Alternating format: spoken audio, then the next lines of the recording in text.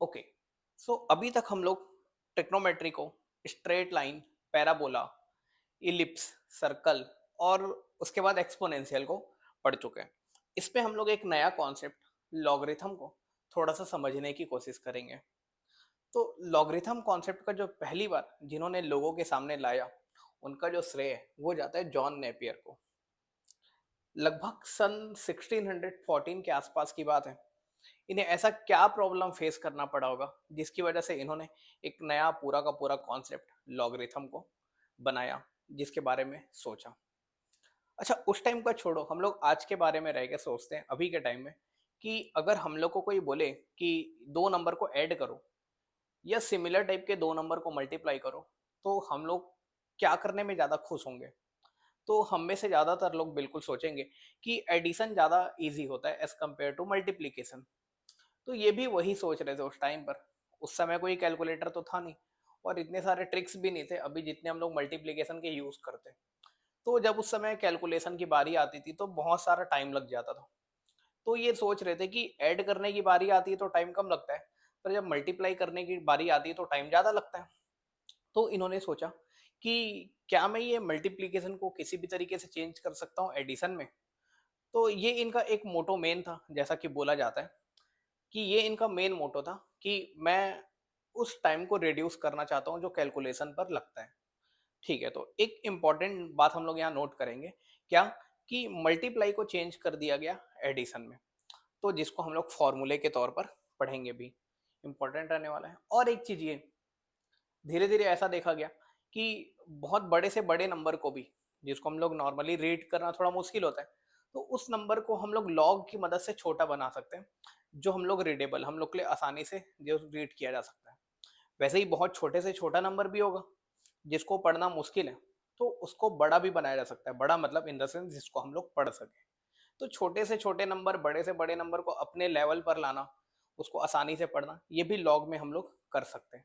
देखेंगे एक एक करके। बाकी इसका हिस्ट्री जानने के लिए मैं भी बहुत कोशिश किया, तो इतना खतरनाक था, मतलब बहुत डीप थिंकिंग लग रहा था, तो उतना तो मैं भी नहीं किया अभी, पर बाद में जरूर कभी सोचेंगे, करेंगे। पर अभी हम केवल वो पढ़ने वाले हैं जो हमारे सिलेबस के लिए इंपॉर्टेंट रहने वाला है। ठीक है, तो 2-3 मिनट और टाइम पास करते हैं, चलो थोड़ा सा। तो जब इन्होंने लॉगरिथम को बनाया ना, तो ये सोचा भी नहीं होगा कि आगे चल के इसको एक्सपोनेंट से भी रिलेट किया जा सकता है। क्योंकि अभी भी हम लोग मैथ्स पढ़ते होंगे कभी अच्छे से, तो सोचते होंगे कि टॉपिक कुछ और पढ़ रहे हैं, उसमें कोई और सही लॉजिक लगाए और वो दूसरे टॉपिक से रिलेट हो गया। अगर मतलब सही मैथ्स करते जाएंगे तो बहुत सारे टॉपिक आपस में, मतलब बहुत सारे टॉपिक आपस में रिलेट होते जाते हैं सही मैथ्स करने से। तो वैसे ये भी है कि पढ़ रहे हैं लॉगरिथम, पर इसको रिलेट किया जा सकता है बिल्कुल एक्सपोनेंट से भी, तो वो भी हम लोग इस पे देखेंगे। तो लॉगरिथम में ना इंपॉर्टेंट है कि दो इनपुट है, मतलब दो वैल्यू है जो डिसाइड करेंगे कि आंसर क्या आएगा। इंपॉर्टेंट है कि लॉगरिथम में कितने इनपुट होते हैं, दो इनपुट। तो ये है लॉगरिथम। इसको शॉर्ट में हम लोग ज्यादातर हमेशा लॉग लॉग लॉग यूज करेंगे। तो लॉगरिथम को शॉर्ट में एलओजी लॉग लिखते हैं। अब यहाँ पास दो नंबर ध्यान से देखो, दिख रहा होगा, एक है एक्स और दूसरा है वाई। तो ये दो नंबर डालूंगा तो मेरे को आंसर मिलेगा। तो लॉग में कितने इनपुट्स होते हैं, दो इनपुट होते हैं, एक्स और वाई। इसको रीड कैसे करते हैं, सबसे पहले रीड करना इंपॉर्टेंट है हमारे लिए। ये नीचे वाले नंबर को बेस बोलते हैं। क्या बोलते हैं, बेस, BASE। ठीक है, तो इसको पढ़ेंगे कैसे, लॉग बेस एक्स। क्या बोला, एक्स कहाँ लिखा हुआ है, नीचे बेस पे। तो कैसे पढ़ेंगे, लॉग बेस एक्स वाई। इसको क्या पढ़ेंगे, log base X Y. Simple, बस ऐसे ही पढ़ेंगे। जब इसको रीड कर रहा हूँ तो पहले बेस लगा दूंगा। ठीक है, मतलब अगर इसको जैसे मेरे को पढ़ना है तो कैसे पढ़ूंगा मैं, लॉग बेस टू 16। ठीक है, इसको पढ़ना होगा तो लॉग बेस टू 8।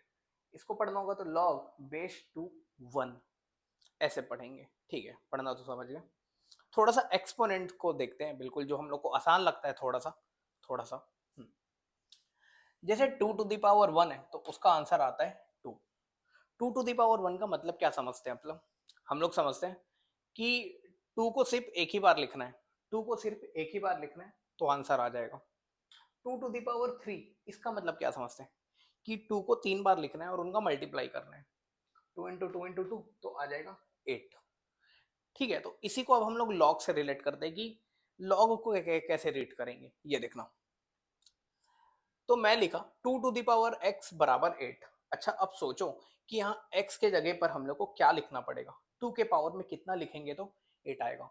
तो बिल्कुल हर एक बच्चा चिल्लाएगा कि x के जगह पे भैया 3 डालो। तो जैसे ही यहाँ 3 डालेंगे तो आ जाएगा 8। अब इसको एक्सपोनेंट को हम लोग चेंज करने वाले हैं लॉग में। देखना तो कैसे, ये जो 3 है ना, ये जो x है ना, इसको यहाँ फिक्स कर दो। वो यहाँ से जाएगा नहीं, वो इसी साइड पर रहेगा। ये 2 को उधर भेज दो। तो जब ये 2 उधर जाएगा ना, तो अपने साथ एक लॉग लेकर जाएगा। क्या? लॉग लेकर जाएगा। देखो कैसे लिखेंगे। 2 to the power x is equal to 8 है ना, तो x को तो यहाँ फिक्स करो पहले। ये 2 उधर जाएगा तो अपने साथ क्या लेकर जाएगा? लॉग। प्लस वाला उधर जाकर माइनस, मल्टीप्लाई वाला डिवाइड। तो यहाँ पावर वाले नंबर जा रहे हैं, एक्सपोनेंट वाले मतलब नंबर जा रहे हैं कुछ। तो जब ये उधर जाएंगे तो अपने साथ लॉग लेकर जाएंगे। ठीक है, तो इस पावर को यहाँ रखो। ये 2 उधर जाएगा तो अपने साथ क्या ले गया? लॉग। और ये कहाँ पर जाएगा? ये जाएगा बेस पे। कहाँ जाएगा ये? बेस पे। तो नीचे डालो बेस पे और ये 8 को यहाँ लिख दो। समझ गए? बिल्कुल समझ गए। इसको कैसे रीड करेंगे?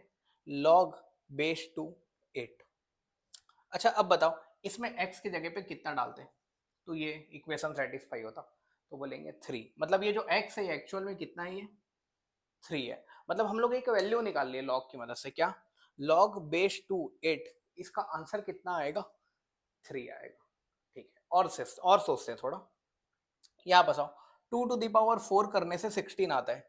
हम लोग इसको लॉग की मदद से कैसे तरीके से लिख सकते हैं, ये देखते हैं। देखो ध्यान से देखो, 2 to the power 4 बराबर 16 है। ये 4 को यहाँ फिक्स कर दो।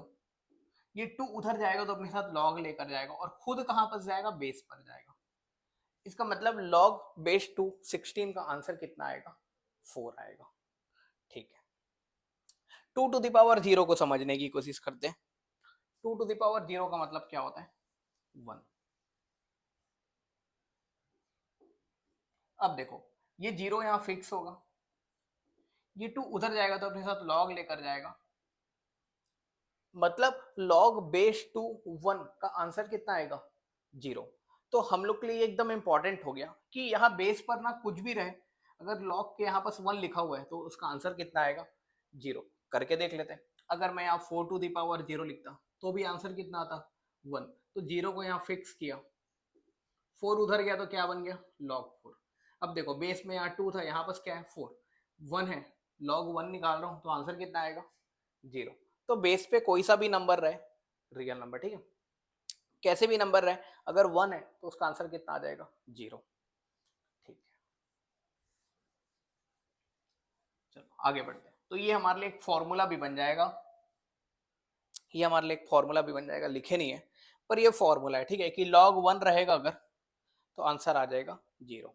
ठीक है, वैसे 2 to the power -1 को अगर समझने की कोशिश करेंगे तो इसको लिखते हैं 1/2। इधर -1 को फिक्स किया, ये 2 उधर गया तो बचा log 2 1/2। तो इसका आंसर आ गया -1। मतलब इस बार आंसर किस में आ गया? नेगेटिव में। तो यहाँ पास आंसर पॉजिटिव था, यहाँ पास आंसर 0 था, यहाँ पास था नेगेटिव। मतलब लॉग का जो आंसर है वो पॉजिटिव, नेगेटिव, 0 कुछ भी आ सकते हैं। मतलब हम लोग नेगेटिव नंबर भी दिखा सकते हैं, पॉजिटिव भी, 0 भी, सब दिखा सकते हैं। ठीक है, बिल्कुल। इसमें एक और थोड़ा सा सोचते हैं। ये 1/2 है, 1/2 को क्या मैं ऐसा लिख सकता हूँ क्या? 2 to the power -1। तो यहाँ पास कुछ रिलेट हो रहा है। देखो यहाँ भी -1 है और यहाँ भी -1 है। बिल्कुल सोचेंगे, इसके बारे में भी सोचेंगे थोड़े देर के बाद। चलो आगे बढ़ते हैं। तो क्या सिर्फ पावर 2 के लिए नहीं, 3 के लिए, 4 के लिए, किसी के लिए भी लिख सकते हैं ऐसा। अब जैसे 3 to the power 4 बराबर 81 है, तो मैं यहाँ 4 को फिक्स रखा। ये 3 उधर जाएगा तो क्या बनेगा? लॉग लेकर जाएगा और खुद कहां पर जाएगा? बेस पर जाएगा। तो बिल्कुल लॉग बेस 3 81 का आंसर कितना आ जाएगा? 4। सोचते हैं थोड़ा। ये 81 को मैं ऐसा लिख सकता हूँ क्या? 3 to the power 4। मतलब यहाँ भी 4 है और यहाँ भी क्या है? 4 है। मतलब बिल्कुल कुछ ना कुछ रिलेट किया जा सकता है। ठीक है, आगे बढ़ देंगे, देखेंगे, वापस आएंगे इसमें। वैसे ही देखो, अब मैं बड़े बड़े नंबर पर जाता हूँ थोड़ा, जैसे 10⁻1 बराबर 10 है।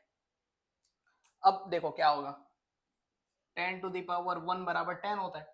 चलो ये 1 को यहाँ फिक्स करो, ये 10 उधर जाएगा तो लॉग लेकर जाएगा और खुद कहाँ जाएगा, बेस पर। तो लॉग 10 बराबर कितना हो गया, 1। इसका मतलब अब हम लोग एक फॉर्मूला याद रखेंगे कि नीचे बेस वाले नंबर और लॉग के अंदर के नंबर अगर दोनों सेम है तो आंसर कितना आएगा, 1। तो ये भी हमारे लिए इंपॉर्टेंट फॉर्मूला हो जाता है। लिखे हैं कि नहीं यहाँ पे, इसको भी नहीं लिखे, ठीक है। तो अगर बेस वाले नंबर और नॉर्मल नंबर दोनों बराबर है लॉग के अंदर के, तो आंसर हो जाएगा 1। लॉग एक्स एक्स, अगर ये y को भी x लिख देता हूँ तो कैसा दिखता, लॉग एक्स एक्स, तो इसका आंसर कितना आएगा, 1 आएगा। याद रखेंगे, ठीक है, बहुत बार यूज करेंगे हम। चलो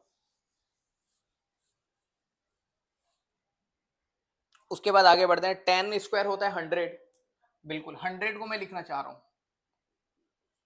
तो देखो यहाँ 2 को फिक्स करो, ये 10 उधर जाएगा तो लॉग लेकर जाएगा और ये हो गया 100। मतलब लॉग बेस 10 100 का आंसर कितना आएगा, 2। मतलब अगर मेरे को 100 को बोलना है, 100 को बोलना है तो मैं लॉग का बेस 10 डाल दूंगा वहां पे, क्या 100 में लॉग का बेस 10 डाल दूंगा तो आंसर कितना आ जाएगा, 2। तो मैं 100 को इक्विवेलेंट कर दिया 2 के, किसकी मदद से, एक लॉग बेस 10 वाला यूज किया। ठीक है, देखो और देखते हैं, 100 थाउजेंड के बारे में देखते हैं। 10⁻3, 10⁻3 को देखते हैं। 1000 हुआ, ये 3 को यहाँ फिक्स करो, ये लॉग 10 उधर जाके बेस पर जाएगा, बिल्कुल इतना तो हम लोग समझ गए। तो मतलब अगर मेरे को 1000 को रिप्रेजेंट करना है तो मैं 1000 इज इक्विवेलेंट टू 3, जब मैं उस पे बेस पे कितना डाल दूं, लॉग का 10 डाल दूं। लॉग बेस 10 डाल दूंगा ना तो 1000 नहीं बोलूंगा, उसको मैं क्या बोलना स्टार्ट कर दूंगा, 3। तो सोचो 100 को मैं 2 बोल रहा हूँ, 1000 को मैं 3 बोल रहा हूँ, 10,000 को मैं क्या बोलूंगा, 4, 1 लाख को क्या बोलूंगा, 5, 10 लाख को 6 और 1 करोड़ को 7। बिल्कुल। तो हम लोग बड़े बड़े नंबर को छोटा नंबर बना पा रहे हैं लॉग की मदद से। ठीक है, अगर मैं ग्राफ बनाने के बारे में स्टार्ट करूं, मेरे को जहां 10, 100, 1000 का ग्राफ बनाना है तो उसमें मैं लॉग की मदद से 1 2 3 4 मार्क करके वो काम चला लूंगा अपना। ठीक है, ये समझ आया, ओके। तो ये हमारे लिए एक फॉर्मूला है, ये याद रखेंगे कि बेस नंबर और ये वाले नंबर दोनों सेम रहते हैं तो उसको 1 लिख देते हैं। चलो आगे बढ़ते हैं। अच्छा, अब वो सोचते हैं जो उन्होंने सोचा था कैलकुलेशन को आसान करने के लिए कि कैसे मल्टीप्लिकेशन को मैं चेंज कर दूंगा एडिशन में। देखो यहाँ पास आते हैं, इसको समझेंगे, पहले इसको देखते हैं। जैसे log 2, अगर log 2 की वैल्यू निकालना चाहूँ, अच्छा रुको पहले इसको देखते हैं। दो टाइप के लॉगरिथम हम लोग के सामने आएंगे, बिल्कुल दो टाइप के लॉगरिथम पूरे हमारे सिलेबस में सामने आते हैं। एक होता है जनरल लॉग, जहां ना लॉग के बेस में कितना लिखा रहता है, 10। मतलब अगर तुमको केवल एलओजी लिख के दिया है ना तो उसके बेस में कितना लिखा हुआ है, बोलते हैं 10 बोलते हैं पूरे में, ठीक है। मैथ्स में ऐसा नहीं लिखा रहता, मैथ्स में जब 12th का देखोगे तो एलओजी एलओजी लिखा रहता है, तो उसका मतलब होता है ये वाला लॉग को भी वो एलओजी लिखता है मैथ्स में। पर ओरिजिनल जो लॉग होता है ना वो दो तरीके से होता है, क्या, जनरल लॉग और नेचुरल लॉग। जनरल का मतलब होता है कि लॉग बेस में कितना लिखा हुआ है, 10। और नेचुरल लॉग का मतलब होता है लॉग बेस में कितना लिखा हुआ है, ई।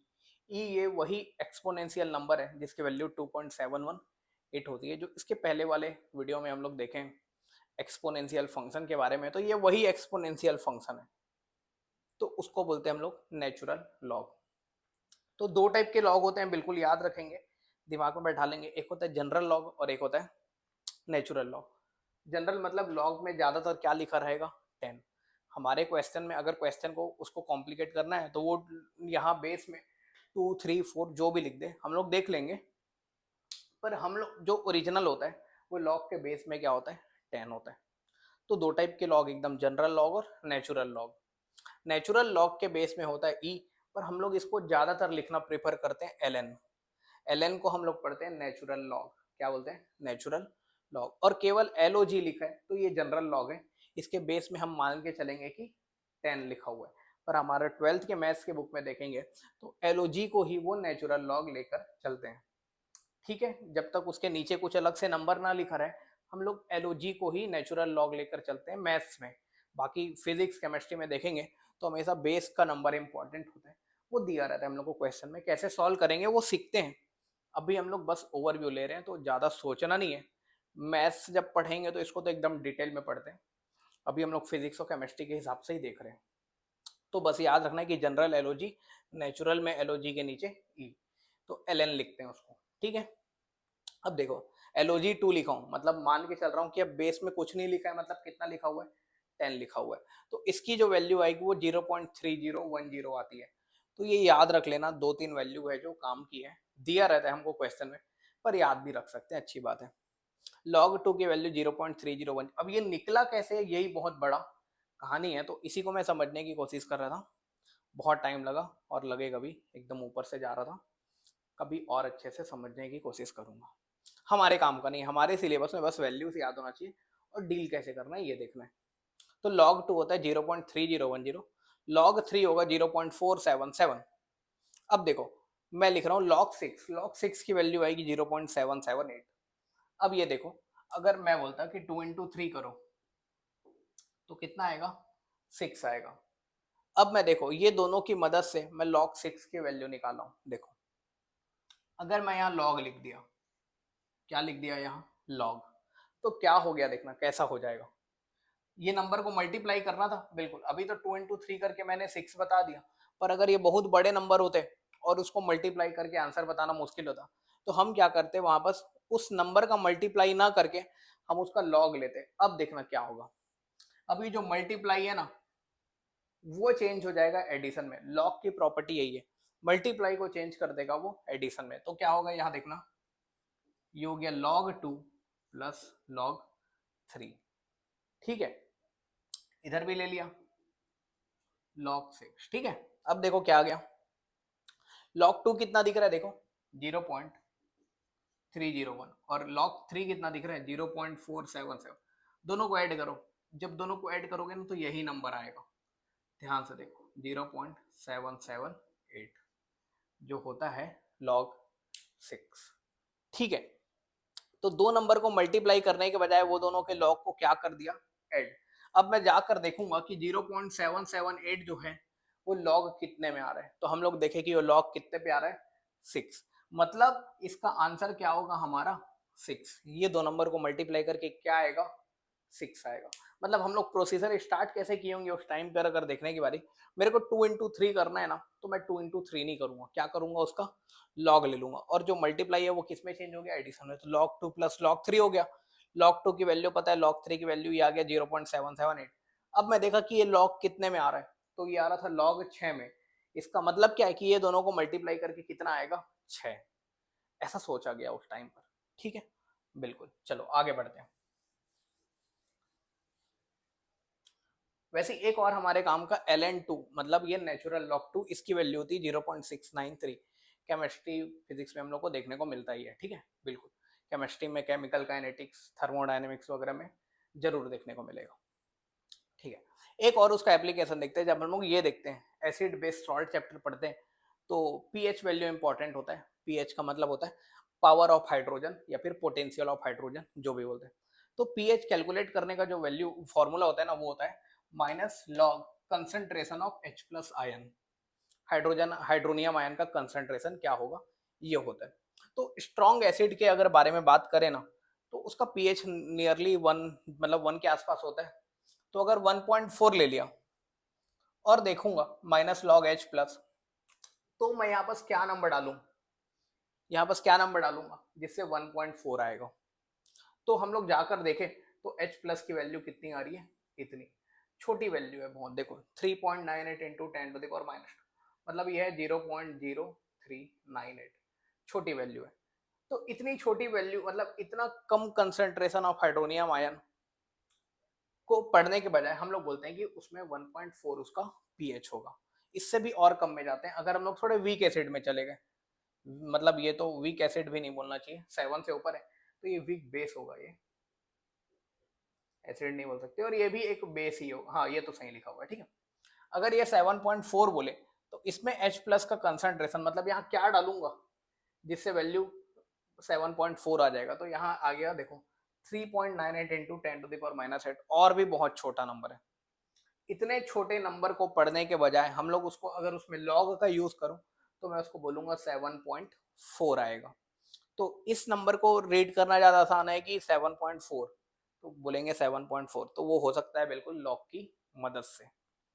तो इतना कम कंसंट्रेशन हाइड्रोनियम आयन का, इतना कम कंसंट्रेशन जो PS7.4, और सेम ऐसे ये तो और भी बहुत छोटा नंबर है, तो इसको पढ़ने के बजाय 8.4 बोलना ज़्यादा आसान होगा। तो देखें कि बहुत छोटे नंबर को भी हम अपने हिसाब से कन्वर्ट कर सकते हैं और बहुत बड़े नंबर को 1000 100 को भी अपन अपने हिसाब से लॉग की मदद से बना सकते हैं। तो ये सब था एक वो सारी बातें जो हमारे सिलेबस में काम की नहीं है। अब हम लोग को जो पढ़ना है, जो मेन हमारे काम का है वो ये है, हम लोग को ये फॉर्मूला याद होना चाहिए बस। चलो अब देखते हैं पहला फॉर्मूला क्या था। लॉग के अंदर अगर दो नंबर मल्टीप्लाई में है तो अभी देखें ना कि मल्टीप्लाई चेंज हो जाता है किसमें, एडिशन में। तो जो मल्टीप्लाई है उसको मैं log x plus log y कर दिया। ठीक है, बेस में कुछ नहीं लिखा हूँ, मतलब अभी कोई दिक्कत नहीं है, कुछ भी बेस हो, यहाँ जो बेस रहेगा वही बेस यहाँ रहेगा, वही बेस नंबर यहाँ बस रहेगा। अगर डिवीजन में तो log के अंदर के जो डिवीजन वाले वो चेंज हो जाएंगे किसमें, सब्ट्रैक्शन में। तो यहाँ बिल्कुल x माइनस वाई लिख दिया। ये x to the power y है, इसको बोलते हैं हम लोग पावर, जो एक्सपोनेंट है वो उठ के सामने आ जाता है। तो ये जो y है ना ये उठ के सामने आ जाएगा log के, तो सामने आ गया y log x। ठीक है, ऐसा हम लोग को यहाँ भी देखने को मिला था। जैसे log 10 100 की वैल्यू निकाले हम लोग ना, log बेस 10 100, इसका आंसर कितना आ गया था 2। तो 100 को हम लोग लिख सकते हैं ना बिल्कुल, क्या 10 का स्क्वायर, तो ये स्क्वायर सामने आ गया, तो ये हो गया। तो ये पूरे को हम लोग 1 बोलते हैं, बेस नंबर ये सेम रहेंगे तो 1, तो आंसर कितना आ गया 2। तो हुआ ऐसे ही वो होगा कि ये पावर उठ के सामने आया होगा, तो वो एक फॉर्मूला बन गया कि y को उठकर सामने ले आते हैं। ये तो बिल्कुल हम लोग जानते हैं। ये जानते हैं ना कि a to the power c को अगर b लिखा हुआ है तो इसका मतलब क्या है कि अगर मैं ये a को उधर भेजूंगा, ये a उधर जाएगा तो अपने साथ क्या लेकर जाएगा, log लेकर जाएगा, और ये खुद कहां पर जाएगा, बेस पर जाएगा, और इधर कौन बचेगा, c। तो बिल्कुल यही लिखा हुआ है। तो हम लोग इसको इसमें भी चेंज कर सकते हैं और इसको इसमें भी चेंज कर सकते हैं। तो एक्सपोनेंट से लॉग में और लॉग से एक्सपोनेंट में हम लोग जा सकते हैं।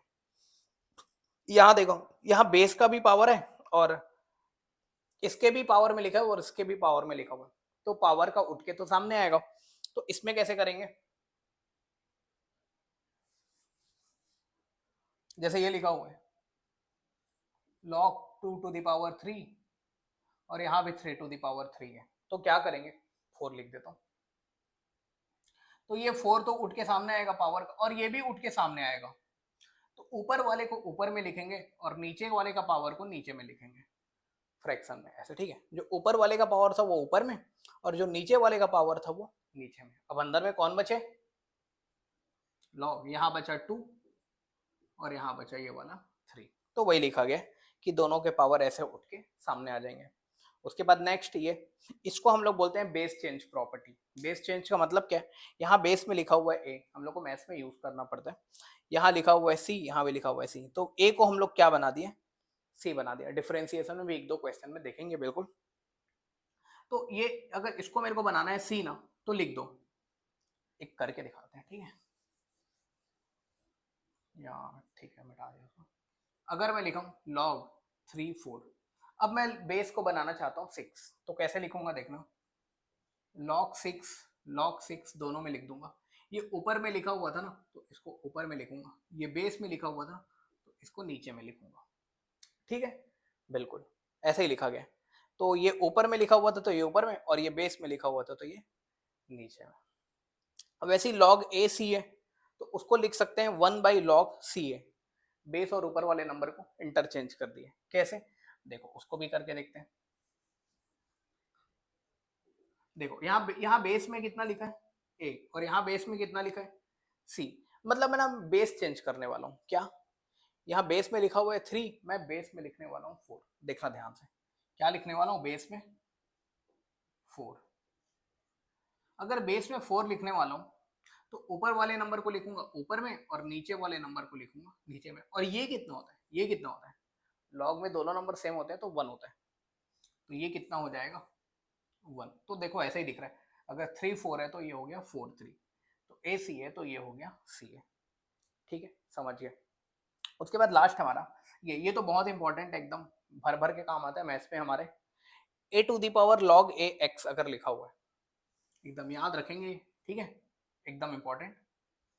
ए to the power log A x है ना, तो इसका आंसर आ जाएगा एक्स। ये पूरे को काट देना, ये पूरे को छुपा देना, और जो बचेगा केवल वो एक्स आंसर रहेगा। मतलब अगर कभी भी हम लोग को दिख रहा है ऐसा A to the power log E X to the power 5 ऐसा, तो ये पूरा e to the power log E को काट देना, तो क्या बचेगा x टू दी पावर 5। ठीक है, तो हमारे लिए इतना ही काम था, बाकी इसका जो ग्राफ होता है वो सब तो मैथ्स में दिखते ही है। चलो ठीक है।